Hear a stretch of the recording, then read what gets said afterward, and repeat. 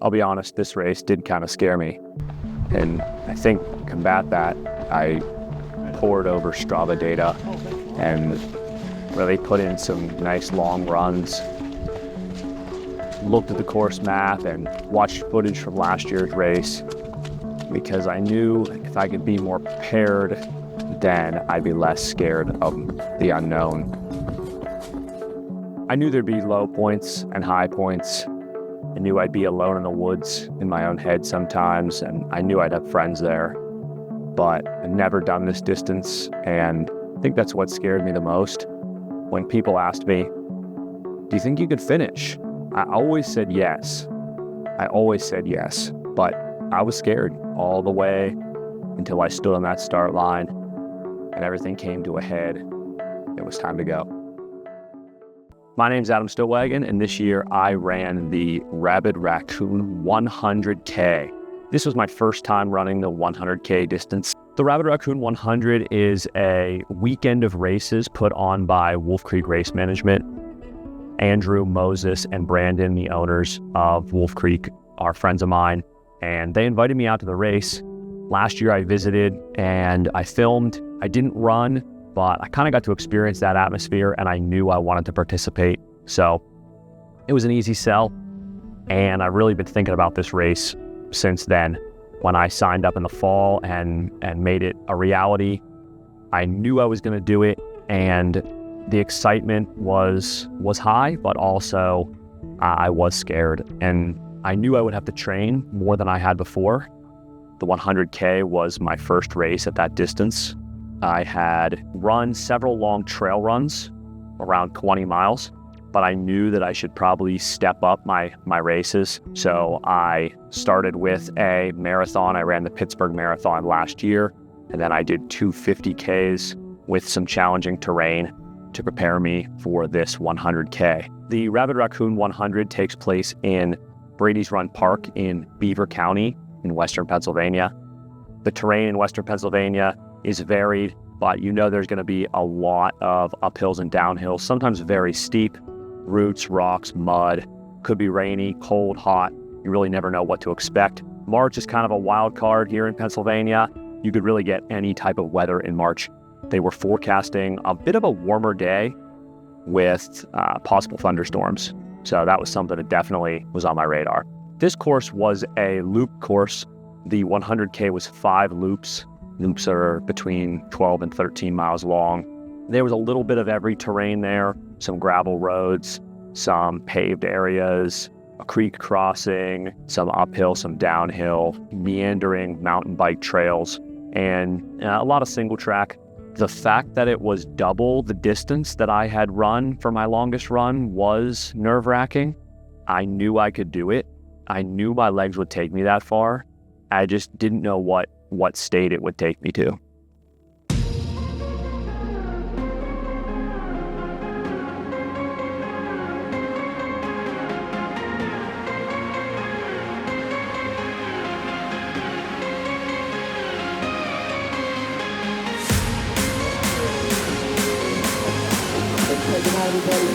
Come on now, 4, 8, 7, 6, 5, 4, 3, 2, 1.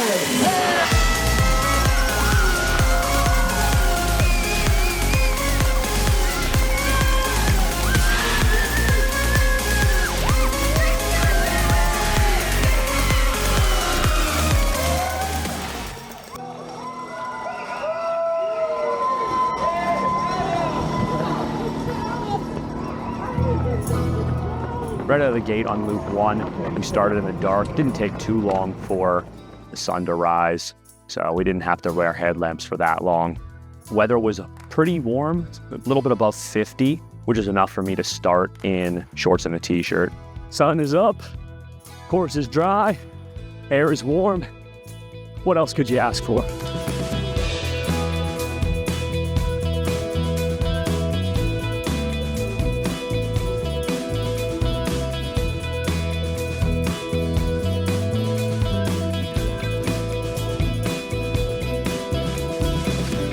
The course was fantastically dry.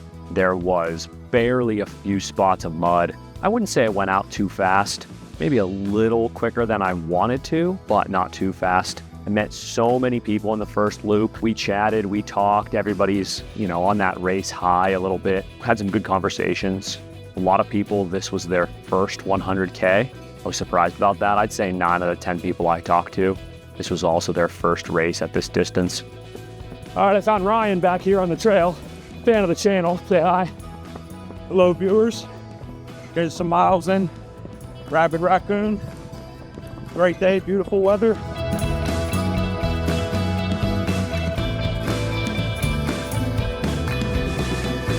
Mount Doom was just a straight drop, a couple hundred feet of elevation over a very short period. If you ran it, you ran the risk of catching your foot on a rock and flying. Good work, bud. Woo! Hey, guys. Hey, nice job. Thank you, thank you. When I finished the first loop, my family wasn't there, but I did have some friends who had friends who were running some of the distances on Saturday. The aid stations were absolutely fully stocked with everything you could imagine. They had everything from soup to pierogies to bacon, pickle juice, Gatorade, pretzels, chips, a typical aid station food and more. I was very pleased with how many offerings they had. I'm a liquid or solid food guy. I can pretty much keep anything down. So I was just having a field day. It really was kind of a buffet for me. The rec center was the start finish, but it was also the building that you would end and start every loop in. So you came to that aid station 5 times. Further along at the end of Brady's run, kind of at the opposite end of the course, was the Four Seasons aid station. It was a lot smaller, but it was indoors, and it was still stocked to the brim with every race, food and drink that you could imagine. All right, a little in-race update. Finished my first loop, little under 2:30, probably too fast. Watch later in the video, me regretting this, but it wasn't super fast. But I should have gone a little slower. My legs feel all right, like a bit of fatigue. Oh well, out for another one. Second loop was still quick. I was still rolling. Fatigue had not set in. I was feeling great.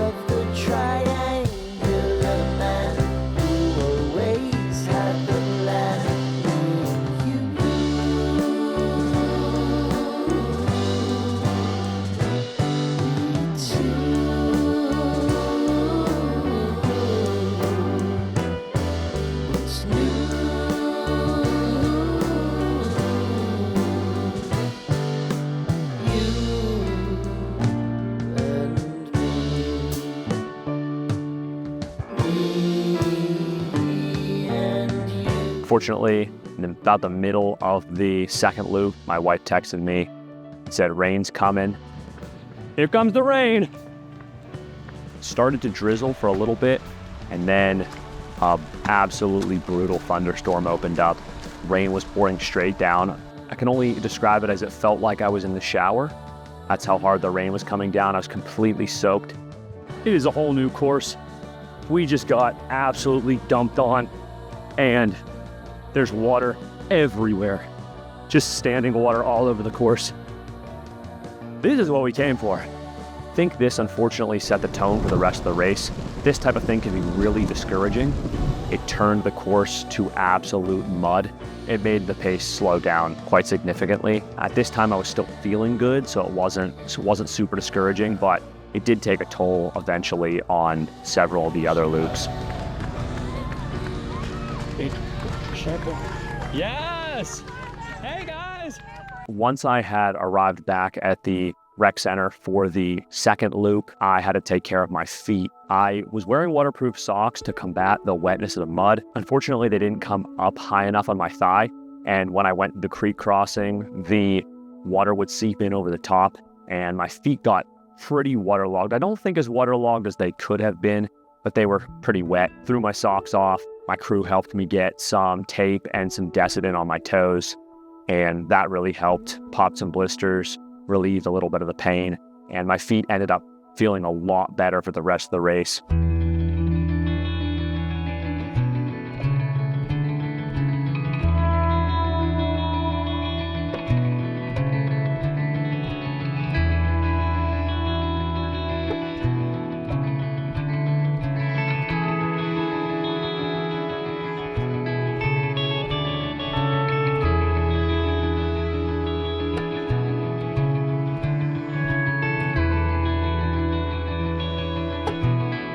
Third loop, I started off a lot better. My feet were feeling good, but unfortunately, the mud had really just covered the entire course. And this was probably my worst loop. I started to get in my head a little bit. At this point, I was alone. There wasn't too many people around me, and it was tiring, this loop, and I slowed down considerably.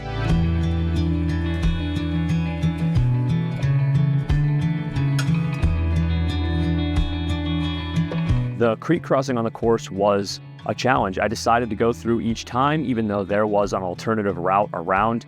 I did pay the price a little bit. My feet ended up looking like pale raisins at the end, but the creek crossing was exciting, and I saw a lot of people taking it. I think probably I'd say 90% of people were using it.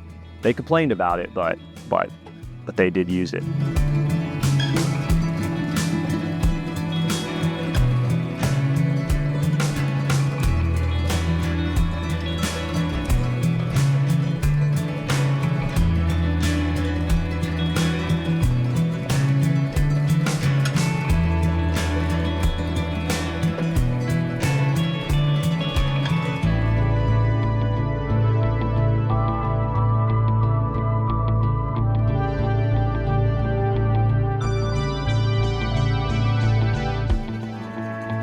Getting some illegal pacing from the RD. Yeah. Am I DQ'd?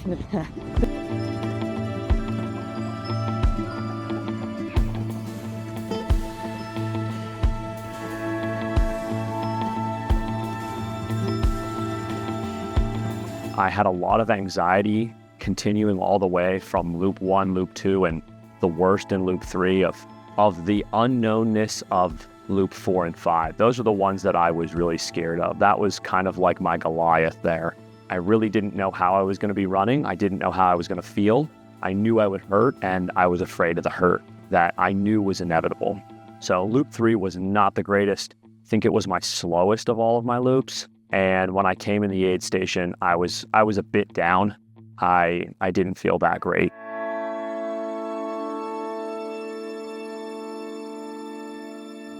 Fourth loop was when things started to get better. I had picked up a pacer at that point. My friend Todd was with me, and we started off hot.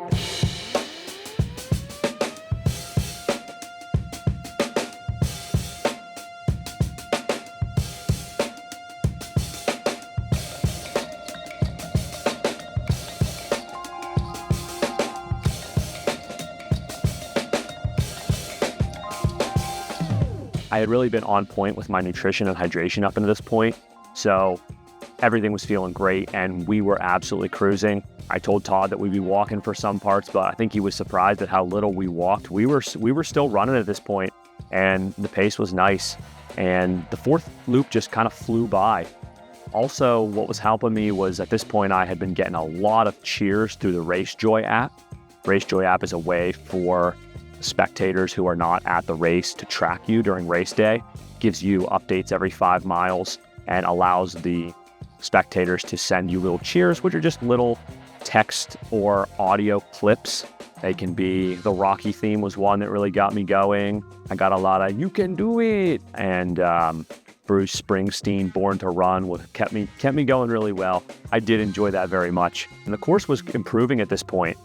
The mud wasn't as bad. The really sloppy sections that were never going to dry out were never going to dry out. But the water had kind of left a lot of the points where it was sitting on the trail. And we did pick up the pace. We had a good 4th lap. And we kept that high going well into the 5th lap as well. That's when I traded off Todd for another friend, Dave. And the loop was the same. Being with Dave was really nice. He was having good conversation and keeping me going, encouraging me. A couple times he reminded me to eat and drink. At that point in the race, close to 60 miles, it was easy to forget. It was easy to realize that you hadn't taken a sip of water for the last couple miles.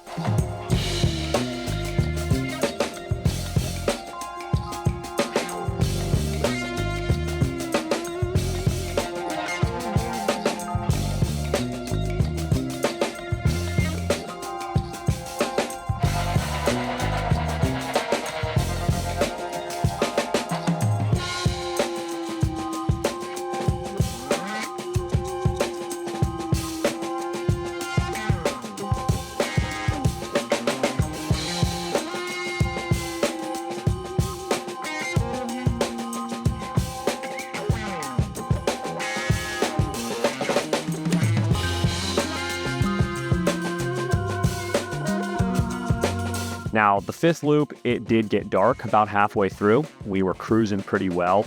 Once it got dark, things slowed down just a touch.